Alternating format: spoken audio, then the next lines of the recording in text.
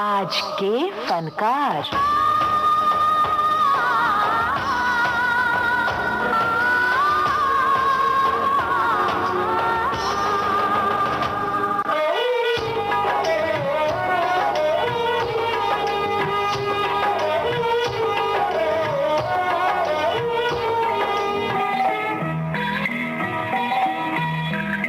सुनने वालों को रेडियो सखी ममता सिंह का नमस्कार। सलाम उस विलक्षण प्रतिभा को, एक अभिनेता, एक निर्देशक, एक जज्बाती इंसान। किसी इंसान से कोई शिकायत नहीं, मुझे शिकायत है समाज के उस ढांचे से जो इंसान से उसकी इंसानियत छीन लेता है, मतलब के लिए अपने भाई को बेगाना बनाता है, दोस्त को दुश्मन बनाता है।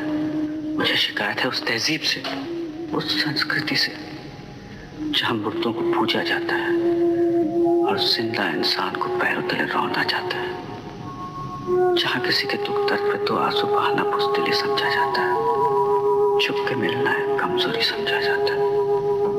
ऐसे माहौल में मुझे कभी शांति नहीं मिलेगी मीना, कभी शांति नहीं मिलेगी। इसलिए मैं दूर जा रहा हूँ।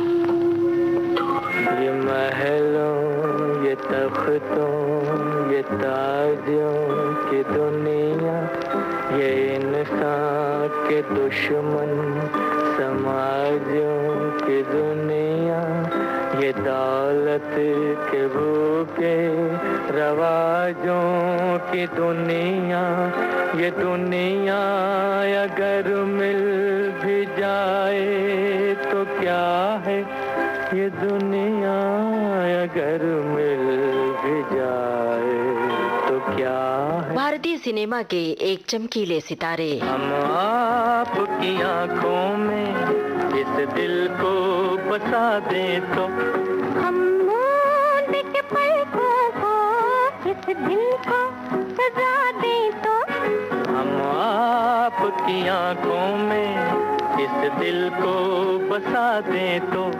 गुरुदत्त की फिल्में अपने समय से बहुत आगे थीं।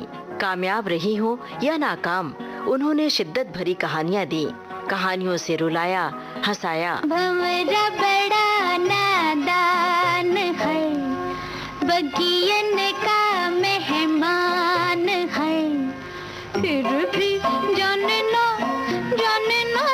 ना कलियन की मुस्कान है।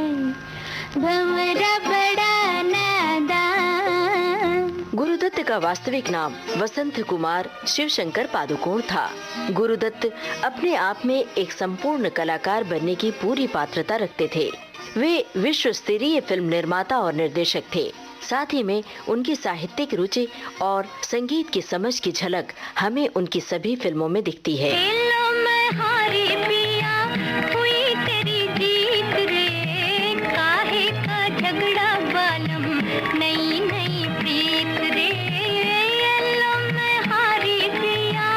आइए गुरुदत्त की जिंदगी की कुछ बेमिसाल कहानियां आपको सुनवाएं। गुरुदत्त की जिंदगी के बारे में काफी कुछ आप जानते हैं, उनकी बहुत सारी फिल्मों से आप वाकिफ हैं, लेकिन आज मैं आपके लिए लेकर आई हूँ कुछ यादगार अनमोल वाकये। गुरुदत्त और देवानंद की दोस्ती बड़ी गहरी थी। दरअसल दोनों की पहली मुलाकात प्रभात स्टूडियो पुणे में हुई थी। दोनों के कपड़े एक ही जगह पर धुलने और इस्त्री करने को जाते थे। एक बार बड़ा दिलचस्प किस्सा हुआ। वो ये कि गुरुदत्त की शर्ट देवानंद के यहाँ और देवानंद की शर्ट गुरुदत्त के यहाँ चली गई और दोनों ने एक दूसरे की शर्ट भी पहन ली। दोनों की जब स्टूडियो में मुलाकात हुई, अचानक गुरुदत्त की नजर देवानंद की कमीज पर गई। उन्हें पहचानी सी लगी और वे पूछ बैठे, ये कमीज आपने कहाँ से खरीदी? देवानंद थोड़ा सकपकाए पर बोले, ये शर्ट मेरे इस्त्री वाले ने किसी की सालगिरह पर पहनने के लिए दी है, लेकिन जनाब आपने जो कमीज पहनी है वो कहाँ से खरीदी? गुरुदत्त ने शरारती अंदाज में कहा कि ये कमीज उन्होंने कहीं से चुराई है। दोनों को बात समझ में आ गई और जोरदार ठहाका लगाते हुए एक दूसरे के गले मिल गए और फिर उनकी दोस्ती का बंधन हमेशा के लिए मजबूत हो गया। पूना शहर में घूमते हुए एक दिन गुरुदत्त ने देवानंद से कहा, देव, अगर मैं कभी निर्देशक बनूंगा तो तुम मेरे पहले हीरो होगे। देवानंद ने उतनी ही गहनता से जवाब दिया, और अगर मैंने कभी कोई फिल्म प्रोड्यूस की तो तुम मेरे पहले निर्देशक होगे। देवानंद को ये वादा याद रहा। जब नवकेतन फिल्म्स के बैनर तले बाजी फिल्म बनने का फैसला हुआ तो निर्देशन की जिम्मेदारी देवानंद ने गुरुदत्त को सौंपी। तकदीर से बिगड़ी हुई तकदीर बना ले, तकदीर बना ले, अपने पे भरोसा है तो ये दाव लगा ले, लगा ले दाव लगा। ये था बाजी फिल्म का गीत। बाजी के ही सेट पर उनकी मुलाकात गायिका गीता रॉय से हुई और दोनों के बीच प्रेम का झरना प्रस्फुटित हुआ। उस समय गीता रॉय एक पार्श्व गायिका के रूप में मशहूर हो चुकी थीं। उनके पास एक लंबी गाड़ी हुआ करती थी। वो गुरुदत्त से मिलने उनके माटुंगा वाले फ्लैट पर आया करती थीं। सरल इतनी थीं कि रसोई में वे सब्जी काटने बैठ जाती थीं। अपने घर से वो ये कहकर निकलती थीं कि वो गुरुदत्त की बहन से मिलने जा रही हैं। उस दौरान राज खोसला गुरुदत्त के असिस्टेंट हुआ करते थे। उन्हें गाने का बड़ा शौक था। गुरुदत्त के यहाँ होने वाली बैठकों में राज खोसला और गीता रॉय डुएट गाया करते थे और पूरा दत्त परिवार बैठकर उनके गाने सुनता था।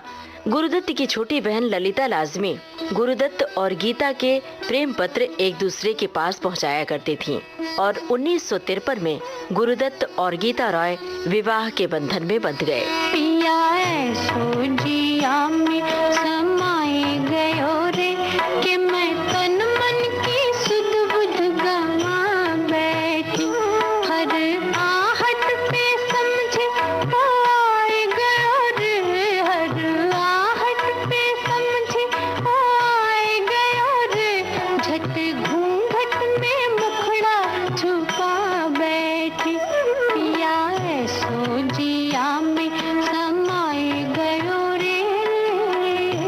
गुरुदत्त ने अपने फिल्मी करियर में कई नए तकनीकी प्रयोग भी किए। जैसे फिल्म बाजी में उन्होंने 2 नए प्रयोग किए। 100 mm के लेंस का क्लोजअप के लिए इस्तेमाल पहली बार किया, करीब 14 बार।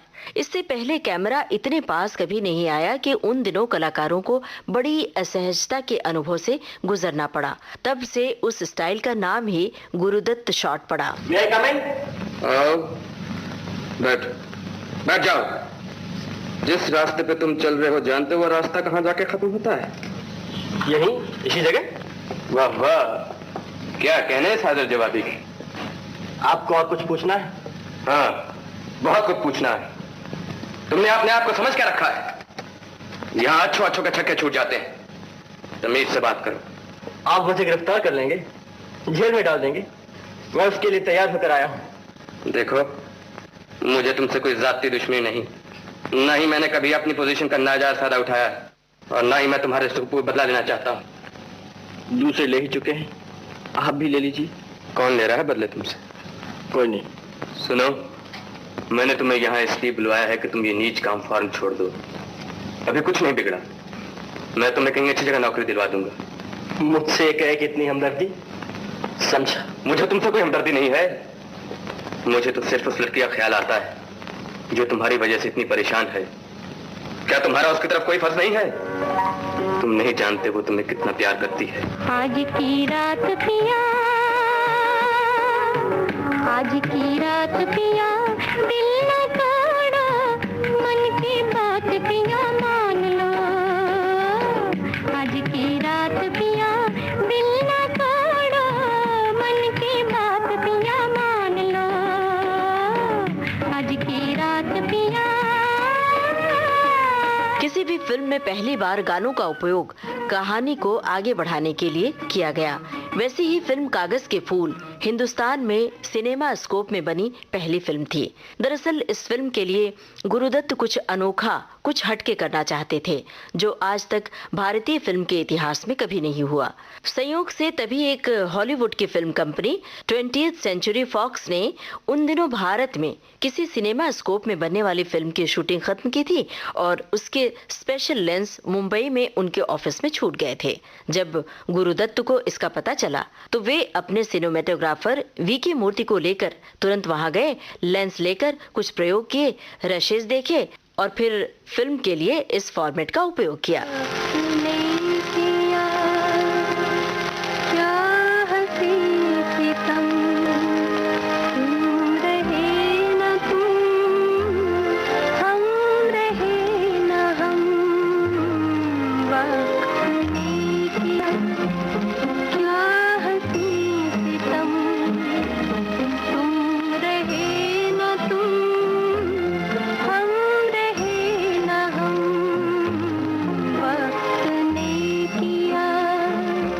गुरुदत्त की हसीन आवाज में गाए और फिल्म में स्टूडियो की पृष्ठभूमि में फिल्माए गए इस गीत में भी एक ऐसा प्रयोग किया गया जो बाद में बहुत मशहूर हुआ अपने बेहतरीन लाइटिंग की खूबसूरत संयोजन की वजह से। गुरुदत्त इस क्लाइमेक्स के सीन में कुछ अलग ही नाटकीयता और रियल लाइफ का विरोधाभास प्रकाश व्यवस्था के माध्यम से व्यक्त करना चाहते थे। ब्लैक एंड व्हाइट रंगों से नायक और नायिका के मन की एक रास्ता, खालीपन और दौलत के खत्म होते एहसास को अलग ही अंदाज में फिल्माना चाहते थे। जिस दिन उन्होंने नटराज स्टूडियो में शूटिंग शुरू की तो उनके सिनेमेटोग्राफर वीके मूर्ति ने उन्हें वेंटिलेटर से छन कर आती धूप की एक तेज किरण दिखाई तो गुरुदत्त बेहद रोमांचित हो उठे और उन्होंने इस इफेक्ट को ही उपयोग करने का मन बना लिया। वे वीके मूर्ति से बोले, मैं शूटिंग के लिए भी सनलाइट ही चाहता हूँ क्योंकि जिस प्रभाव की मैं कल्पना कर रहा हूँ वो बड़ी आर्क लाइट से अथवा कैमरे की अपर्चर को सेट करके नहीं आएगा। तो फिर तो बड़े बड़े आईने स्टूडियो के बाहर रखे गए जिनको बड़ी मेहनत से सेट करके वो प्रसिद्ध सीन शूट किया गया जिसमें गुरुदत्त और वहीदा के बीच में वो तेज रोशनी का बीम आता है।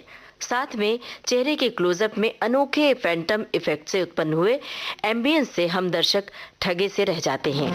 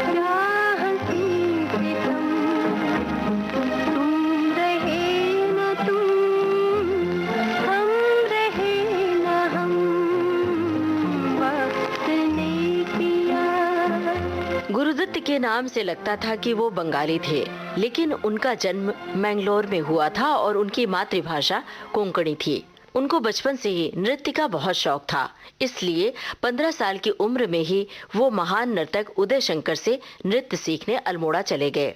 16 साल की उम्र में उन्हें एक मिल में 40 रुपए माह की टेलीफोन ऑपरेटर की नौकरी मिली।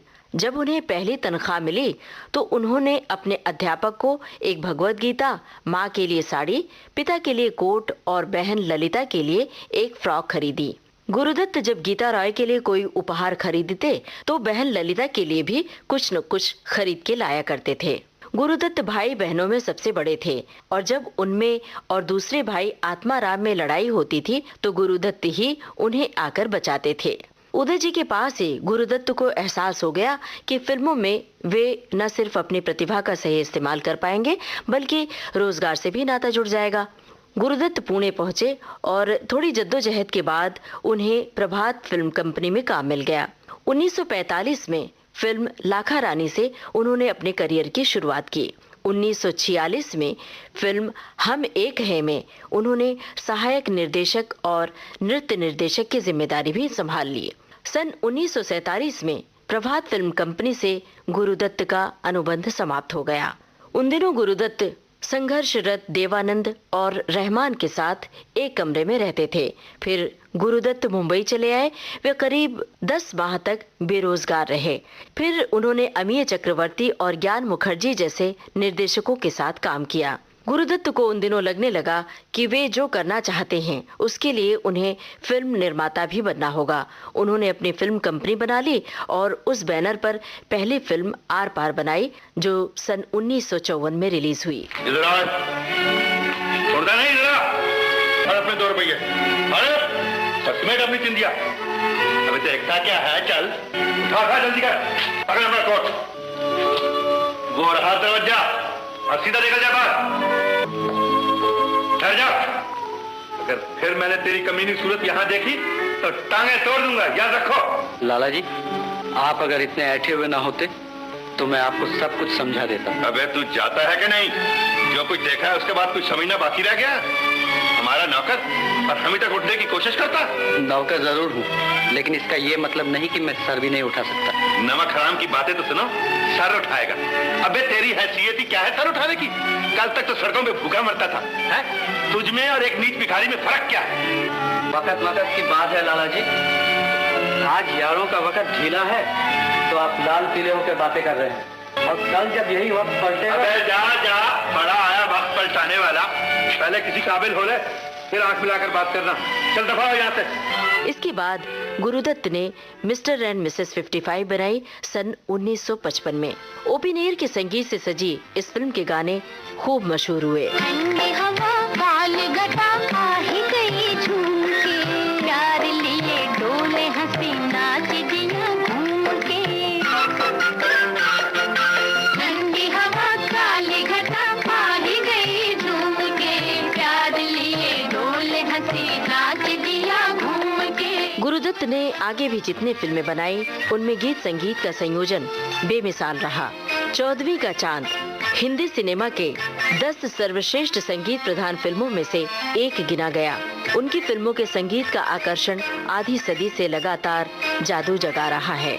आइए सुने ये गीत। 14वीं का चांद हो या आफताब हो, जो भी हो तुम खुदा की कसम लाजवाब हो। 14वीं का चांद हो या आफताब हो, जो भी हो तुम खुदा की कसम लाजवाब हो। 14वीं का चांद हो। इसके बाद गुरुदत्त ने जो फिल्में बनाई उनमें प्यासा, कागज के फूल, साहब बीबी और गुलाम भारतीय फिल्मों के इतिहास में मील के पत्थर का काम किया। इन तीनों फिल्मों के निर्देशक और अभिनेता गुरुदत्त एक रूप हो गए। गुरुदत्त के बारे में अभिनेत्री वहीदा रहमान क्या कहती हैं? आर्टिस्ट की क्या परेशानी है वो सोचते थे, गौर से देखते थे, फिर पूछते थे आर्टिस्ट को कि आपको तकलीफ क्या है, आप समझ नहीं पाए या ये करते वक्त आपको किस चीज़ की तकलीफ हो रही है। तो उससे फिर लगता था कि हाँ मैं कह सकती हूँ कि मुझे क्या प्रॉब्लम है। यहाँ गुरुदत्त जी पूछते थे कि आपका कुछ प्रॉब्लम है, लगता है क्या है, क्या तकलीफ हो रही है, आपको डायलॉग नहीं ठीक लग रहा है या मूवमेंट नहीं ठीक लग रहा है। तो उससे एक कॉन्फिडेंस आया कि ये तकलीफ हमारी पूछ रहे हैं तो मैं उनको बता सकती हूँ कि ये नहीं हो रहा है मुझसे। डायरेक्टर तो वो बहुत ही बढ़िया थे क्योंकि वो बहुत गौर से देखते थे, वो खामोश रहते थे तो स्टडी करते थे कि कौन सा आर्टिस्ट किस हद तक क्या क्या कर सकता है।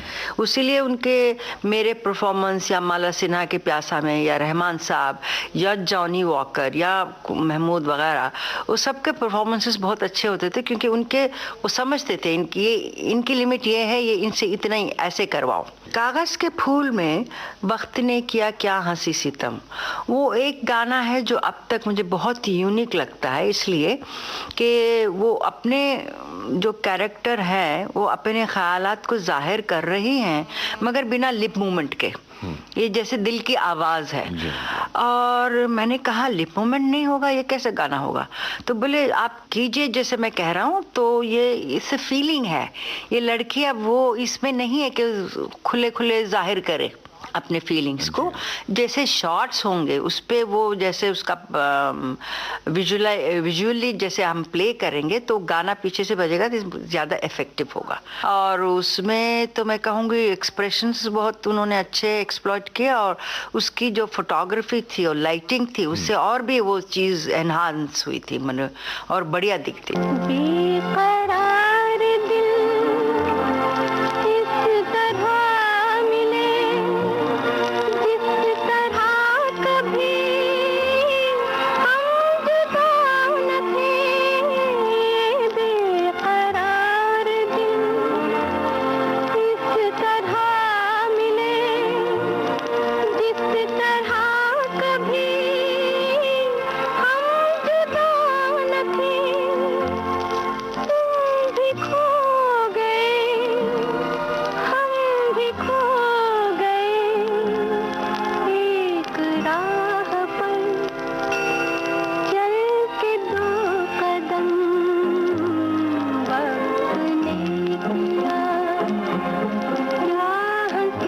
गुरुदत्त बचपन से ही बड़े रचनात्मक थे। उन्हें पतंगे उड़ाने का बड़ा शौक था।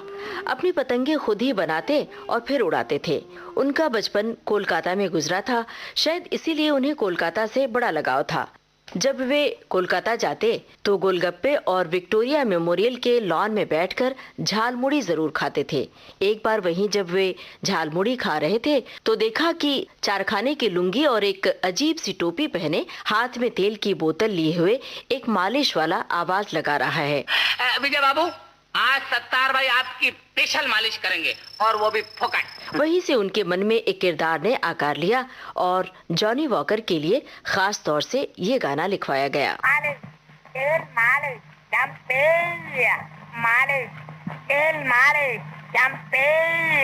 तेल मेरा है मुस्की, गंज रहे ना खुशकी, जिसके सर पर हाथ फिरा जो चमके किस्मत उसकी। तेल मेरा है मुस्की, गंज रहे ना खुशकी, जिसके सर पर हाथ फिरा जो चमके किस्मत उसकी। सुन सुन सुन अरे बेटा सुन, इस चमटी में बड़े बड़े गुण। सुन सुन सुन अरे बेटा सुन, इस चमटी में बड़े बड़े गुण। लाख दुखों की एक दवा है, क्यों ना आजमाए काहे घबरा। फिल्मी दुनिया के खजाने में गुरुदत्त से जुड़े तमाम किस्से हैं जो आज आपकी रेडियो सखी यहाँ आपको सुना रही है।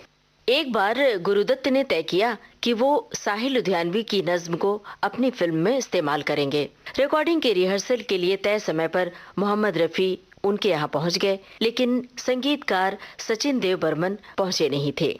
गुरुदत्त ने मोहम्मद रफी से कहा, आप संगीत के बादशाह हैं, आप क्यों नहीं बिना संगीत के इस नज्म को गुनगुना देते। रफी ने थोड़ी देर सोचा सकुचाए और उस नज्म को अपनी सुरीली आवाज में गाने लगे। गुरुदत्त ने उसे अपने टेप रिकॉर्डर पर रिकॉर्ड किया और हूबहू अपनी फिल्म प्यासा में इस्तेमाल किया। स्टूडियो में रिकॉर्ड न होने की वजह से उसकी गुणवत्ता जरूर उतरी नहीं थी, लेकिन सीन में वास्तविकता जरूर आ गई। गम इस कदर बढ़े कि मैं घबरा के पी गया, इस दिल की बेबसी पे तरस खा के पी गया। ठुकरा रहा था मुझको। तो ये शायर भी हैं? शायर? बड़ी अरे तू देखती नहीं उसकी कुछ 5 से नज़में उसके सर के पीछे पड़ी हैं। ठुकरा रहा था मुझको बड़ी देर से जहां, मैं आज सब जहान को ठुकरा गया। फिल्मों के सर्जक गुरुदत्त यूं तो स्वभाव से बड़े गंभीर और चुप रहने वाले थे, लेकिन गुरुदत्त के भीतर एक मस्ती करने वाला शरारती बच्चा भी था। वे पतंग उड़ाते, मछली पकड़ते और खूब फोटोग्राफी किया करते थे। लोनावाला में उनका एक फार्म हाउस था जहां वो हर साल जाकर खेती किया करते थे। उन्हें फिशिंग में भी दिलचस्पी थी। पवई झील में जॉनी वॉकर और गुरुदत्त खूब मछली पकड़ा करते थे। एक बार उन्हें एक स्कूटर पसंद आ गया। वे उसे चलाते हुए स्टूडियो जा रहे थे, तभी सिग्नल के पास गाड़ी रुकी तो लोगों ने उन्हें पहचान लिया। वे जैसे तैसे गाड़ी से वहां से निकले। एक दिलचस्प किस्सा ये भी है कि कश्मीर में उन्होंने एक बार एक शिकारा देखा तो वे उस शिकारा को कश्मीर से खुलवाकर पवई झील ले आए थे। यहाँ उसे लाए काहे को भी ना काम रे, जल्दी जल्दी ढूंढो के होने लगी शाम रे। यहाँ उसे लाए काहे को भी ना काम रे, जल्दी जल्दी ढूंढो के होने लगी शाम रे। आधे घंटे के इस विशेष कार्यक्रम में गुरुदत्त रूपी आसमान को समेटना मुश्किल है। आज हमने उनकी फिल्मोग्राफी की बहुत ज्यादा चर्चा न करते हुए हमने की उनके बारे में किस्सा गोई।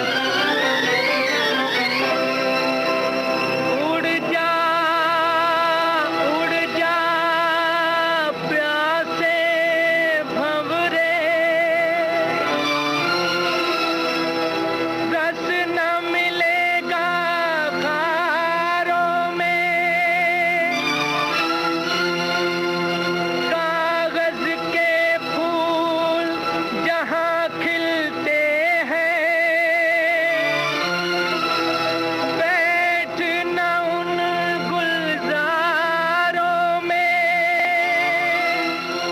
कार्यक्रम में शोध, आलेख और स्वर आपकी इस रेडियो सखी ममता सिंह का था। प्रस्तुति सहयोग आकांक्षा सिंह का। इस कार्यक्रम के प्रस्तुतकर्ता शकील बख्शी। जाएंगे